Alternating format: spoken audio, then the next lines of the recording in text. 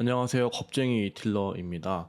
많은 소비자분들이 엔카라는 사이트를 잘 안다고 생각하시지만 사실은 그 본질을 제대로 이해하지 못해 이상한 차를 잘못 사서 후회하시는 분들이 많습니다. 제가 말씀드리는 건 엔카라는 이름 자체를 모른다는 게 아닙니다. 엔카가 어떤 구조로 돌아가는 플랫폼인지 그 본질을 모르는 분들이 정말 많다는 겁니다. 우리가 부동산을 볼 때 직방이나 다방, 네이버 부동산 같은 플랫폼을 이용하잖아요. 중고차도 마찬가지거든요. 그 플랫폼 역할을 하는 게 엔카입니다.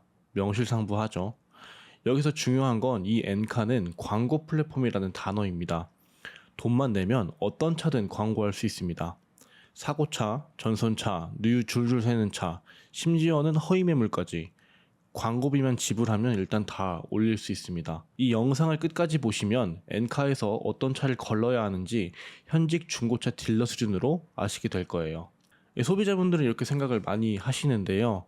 사진도 많고 엔카 진단 마크도 붙어 있고 외관도 깨끗한데 이 정도면 믿을만 하지 않나? 이게 바로 소비자분들께서 흔히 빠지는 착각입니다. 광고는 광고일 뿐 본질은 변하지 않아요. 여러분이 쇼핑몰에서 원가 5,000원짜리 옷을 정말 예쁜 혹은 멋있는 모델한테 입혀놓고 최고의 조명, 스튜디오, 카메라를 사용하면 원가 5,000원짜리 옷이 마크 붙여서 10만원에도 팔리는데요. 엔카도 이와 같습니다. 상품화가 다 맞춰져 있고 사진은 스튜디오에서 찍고 엔카 진단 스티커도 붙어 있습니다. 겉으로 보면 매우 멀쩡해 보이고 되려 중고차가 맞나? 라는 생각까지 들죠. 하지만 뚜껑을 열면 전혀 그렇지 않을 수도 있습니다. 이게 겉만 보면 판단할 수 없고 속을 까봐야 되는데 속을 까볼 수 있는 소비자분들은 잘 없으시거든요. 그래서 소비자가 해야 할 첫 번째 행동은 정말 단순합니다. 바로 광고 속에서 좋아 보이는 차를 찾으려는 게 아니라 저렴한 차를 찾는 게 아니에요. 무조건 피해야 할 차부터 거르는 것입니다. 저도 현장에서 상담을 해보면 좋은 차의 기준이라는 건 사람마다 다 다릅니다. 누군가는 옵션, 누군가는 키로수, 누군가는 그냥 외관을 봅니다. 저는 껍데기만 보고 차를 구입해요. 저는 겉멋 이런 게 좀 들어가지고 외제차를 사는데, 아무튼 통풍 시트가 없어서 계약이 부러지는 사례도 굉장히 많고 키로수가 많아서 계약이 안 되는 경우도 굉장히 많습니다. 이 좋은 차의 기준은 다 다르니까 이게 딜러가 해야 될 본질적인 일은 소비자한테 이상한 차를 타서 리스크가 너무 큰 차들을 이게 거르는 일이 제가 생각하는 딜러의 일인 것 같습니다. 그래서 중고차 고르기의 첫 단계는 좋은 차를 찾는 것보다는 폭탄 제거가 선행되어야 합니다. 일단 사고 이력 있는 차는 거릅니다. 이게 차량 가격이 저렴한 이유 중에 가장 큰 이유는 사고 이력인데요. 이게 단순 교환 수준이면 차량 가격 차이가 크지 않습니다. 이게 단순 교환이라는 건 문짝이나 팬더라든지 차량 프레임에 영향을 주지 않는 교환 같은 경우에는 이 차량 가격에 큰 영향을 주지 않거든요. 하지만 이제 골격 손상, 프레임이나 휠 하우스까지 사고가 났다 그러면 여기서부터 이야기가 완전히 달라집니다. 이 겉으로 볼 때는 사고 흔적이 전혀 보이지 않는데요. 이게 상품화를 해놨기 때문에 도색도 잘 돼 있고 사진도 깨끗하게 잘 나옵니다. 저희 딜러들은 차를 저희가 매입을 많이 해오고 저희가 잘못 갖고 오면 문제가 되기 때문에 되게 꼼꼼하게 보거든요. 근데 막 이게 사고차가 보인단 말이에요. 일반인들은 다 안 보이지만. 이게 치명적인 사고가 난 차를 구입하시게 되면 그 치명적인 사고가 났던 상태에서 용접으로 잘려져 있던 걸 붙여넣었기 때문에 이 방지턱이나 요철 등의 이유로 시간이 지날수록 틀어지고 그 용접 사이가 벌어지게 됩니다. 그러다 보면 소음과 진동이 올라오고 수리비가 2차적으로도 발생을 할 수 있죠. 그래서 이 휠하우스까지 먹은 차나 아니면 사이드 멤버 교환이 있는 차 같은 경우에는 20% 정도 싼 경우가 굉장히 많습니다. 10%에서 20% 정도 저렴해요. 이거 되게 큰 금액이죠. 싸다고 덜컥 집을 게 아니라 엄청난 스트레스가 될 수도 있습니다. 그러면은 모든 사고차가 전부 나쁜 차량이냐? 이건 또 아닙니다. 모든 사고차가 안 좋은 건 또 아니에요. 휠하우스나 프레임, 멤버 이런 교환처럼 정말 치명적인 데미지가 아니라 레이 같은 차량, 운전석과 범퍼 사이의 거리가 짧아서 범퍼 사고만 났는데도 불구하고 사이드 멤버 판금이 들어가는 억울하게 사고차로 분류돼서 감가되는 경우가 아주 많이 있는 차량도 있습니다. 그러니까 이런 차량 같은 경우에는 이거 외판넬 사고라던가 이게 정말 판금 약간 들어가도 무조건 사고 나오거든요. 이런 차량들은 오히려 가성비가 되고 딜러인 저도 사실 사고차를 운용하고 있습니다.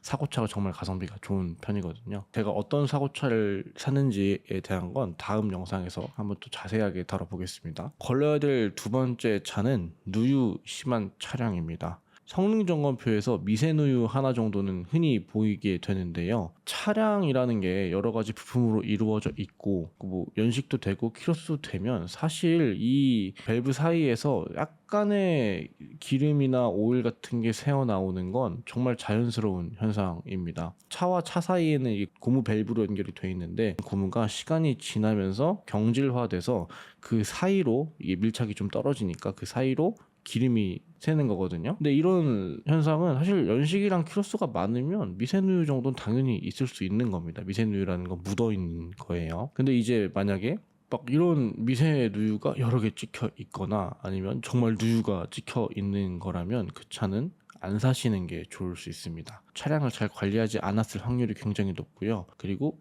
수리비가 굉장히 비싼 편에 속합니다. 누유는 보통 한 군데가 나오면 저희 딜러들도 한 개당 30에서 70만 원 정도의 비용을 내고 수리를 합니다. 이 누유 수리가 생각보다 쉽지 않아요. 딜러한테 수리를 해달라고 하거나 아니면 그런 차는 거르시는 게 좋은 것 같습니다. 그 세 번째는 주행거리 많은 차는 거른다입니다. 저는 그 좀 겁이 많은 편이에요. 그래서 차를 샀는데 뭐 고칠 게 많고 막 당장 갈아야 될 소모품이 많고 이런 걸 별로 좋아하지는 않아요. 중고차를 처음 사왔는데 수리비 이것저것 바로바로 나갈 거 있으면 왠지 사기당한 것 같고 기분 안 좋거든요. 그러니까 리스크를 줄이는데 가성비를 또 따져야 되잖아요. 그래서 연식은 포기했지만 키로수는 포기하지 않습니다. 차량을 판매하시는 분들이 뭐 당장 뭐 예를 들어 10만 킬로 정도에 갈아야 할 뭐 미션 오일 이런 게 있다 그러면 저 갈아서 팔지 않으시거든요. 내가 당장 내일 차량을 판매하는데 미션 오일 주기 됐다고 교환해서 파시는 분들은 존재하지 않아요. 이게 그 사람들이 나쁘다는 게 아니라요. 미션 오일을 갈아서 팔았을 때 가격을 더 쳐주지 않습니다. 이게 중고차의 좀 맹점이라고 할 수 있는데요. 이게 소모품 관리를 아무리 잘했다고 해도 중고차 시세에는 반영이 되지 않습니다. 중고차 시세는 연식, 키로수, 사고 유무 이 세 개 팩터로만 가격이 결정되지 뭐 병적 관리를 했다든지 튜닝을 정말 예쁘게 해놓으셨다든지 이런 거는 가격 결정하는 요인이 되지 않습니다. 번외였고요. 그 소모품 교환이나 관리 같은 게 가격에 반영이 되지 않기 때문에 정말 좋은 매물인데 정말 저렴한 차들이 있습니다. 그런 걸 일반 소비자분들이 알기는 조금 어려워요. 그래서 저 같은 딜러한테 차량을 구입하시면 그런 차를 좀 골라드릴 수 있습니다. 이제 마지막으로 걸러야 될 폭탄은 소유권 변경이 많은 차입니다.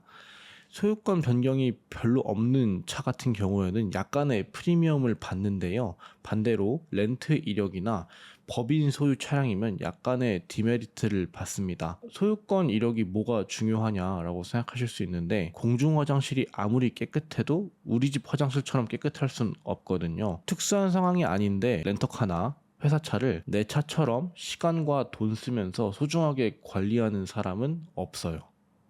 있다고 하면 거짓말입니다. 그래서 이제 마지막으로 정리를 하면 걸러야 될 폭탄은 사고 이력이 심한 차, 누유 심한 차, 주행거리 많은 차, 소유자 변경 이력 많은 차를 거르시면 좋습니다. 소비자 눈에는 다 똑같이 보일 수 있거든요. 하지만 딜러 눈에는 저 같은 이제 겁 많은 딜러 눈에는 이 리스크가 굉장히 선명하게 보입니다. 저는 절대 안 사거든요. 그래서 여기서 이게 중요한 포인트가 또 하나 더 있어요. 아까 소모품 교환하고 관리를 잘한 가격이 시장에 반영이 안 된다고 말씀드렸잖아요. 이걸로 인해서 장점도 있습니다. 시장 심리에 착시가 생긴다는 건데요. 예시를 들어볼게요. 흔히 많은 소비자분들은 보증 끝난 외제차가 폭탄이라고 많이들 생각하십니다. 사실 이게 좀 근거가 부족하다고 저는 생각하는데 이 대중적인 심리가 가격을 왜곡하는 경우가 굉장히 많습니다. 싸게 차가 나오는 이유가 이 차가 되게 썩 차고 정말 안 좋고 이래서가 아니라 이게 막연한 심리의 영향을 받는 경우가 굉장히 많습니다. 싸고 좋은 차가 없다고들 많이 말씀하시는데 사실 싸고 좋은 차는 존재합니다. 그럼 예시가 뭐냐 하면은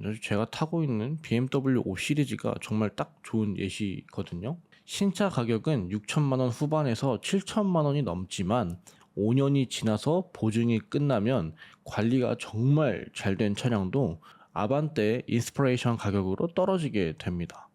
실제로 저도 2018년식 5 시리즈를 사고 이력 있는 상태로 매입해서 3년째 잔고장이나 누유나 문제 없이 아주 잘 타고 있고요. 뭐 엔진 오일 비싸다는 분들 많으신데 엔진 오일은 애프터마켓 부품으로 관리하고 있고 명불 허전의 프리미엄 세단이다 보니까 이게 고장이 잘 나진 않아요. 이게 고장이 나신다는 분들은 키로수가 많거나 연식이 이거보다 더 많거나 아니면 도로 위에서 레이싱을 하시는 분들이라고 저는 개인적으로 생각하십니다. 저희 어머니도 그러셨는데 너 외제차 타면 언젠간 수리비 폭탄 터진다. 너 얼마 안 남았다 이렇게라고 걱정을 많이 해주시는데 저는 그래서 감사하다고 생각하고 있습니다. 이제 저희 어머니 같은 분들이 많으셔서 중고 가격이 올라가지 않게 해주시거든요. 일단 걸러야 될 차는 다 말씀드렸고 싸고 좋은 차를 고르는 방법에 대해서 말씀을 드렸습니다. 그러니까 싸고 좋은 차는 존재해요. 그러니까 조건을 아는 사람만 찾을 수 있습니다. 나쁜 차 고르는 거 외에 좋은 차 고르는 법 하나. 연식 5년 이상의 차량, 보증이 끝나야 감가가 됩니다. 그리고 둘, 주행거리 10만 킬로 이하. 10만 킬로 이하는 제가 지키는 룰 같은 거예요. 전 10만 킬로 넘어간 차를 그렇게 좋아하지는 않아요. 뭐 가끔 매입을 하지만. 그리고 3, 소유자 변경 이력이 적은 차. 여성 1인 신조는 안 좋은 경우가 많아요. 미니 타는 친구가 있는데 여자인 친구가 있어요. 그 친구가 언제 차가 너무 심하게 떨려서 정비소에 갔다는 거예요. 정비소에 갔는데 엔진 오일을 어떻게 3만 킬로 탈 때까지 한 번도 안 갈았냐고 정비소 사장님이 뭐라고 하셨다는 거예요. 그러니까 길들이기 할 때 엔진 오일 한 번 갈고 엔진 오일 한 번도 안 간 거예요. 근데 이제 그런 차도 중고차 시장에서 가격이 반영이 안 된다 그랬죠. 그래서 제 시세에 나오게 됩니다. 그런 차 사면 큰일 나는 거예요. 그래서 그런 소모품 관리 같은 가격 변화에 변수를 주지 않지만 정말 중요한 거잖아요. 사실 소모품 관리 되게 중요하거든요. 그런 걸 보는 게 저는 이제 타이어를 봅니다. 금호 타이어 중에 좀 비싼 등급의 타이어나 아니면 미쉐린 껴져 있으면 아, 이 차는 관리 정말 잘했구나 라고 생각을 하고 조금 더 비싼 가격에 매입을 해오는 편입니다. 왜냐면 관리 잘 된 차는 사실 팔기가 좀 쉽거든요. 설명할 때 자신감도 붙을 수 있고요. 이제 마무리하겠습니다. 엔카는 광고판일 뿐 좋은 차를 보장하지는 않습니다. 싼 차에는 반드시 이유가 있는 경우가 있어요. 하지만 억울하게 감가당한 차, 관리 이력 확실한 차는 오히려 최고의 기회가 되는 경우가 있습니다. 싸고 좋은 차는 없다? 아닙니다. 조건을 아는 사람에게만 존재합니다. 그러니까 앞으로 싸고 좋은 차를 고르는 저만의 방법들을 계속해서 알려드리겠습니다. 구독과 좋아요를 눌러주시면 최고의 가성비 중고차를 고르는 데 큰 도움이 되실 거예요. 긴 영상 봐주셔서 감사합니다. 겁쟁이 딜러였습니다.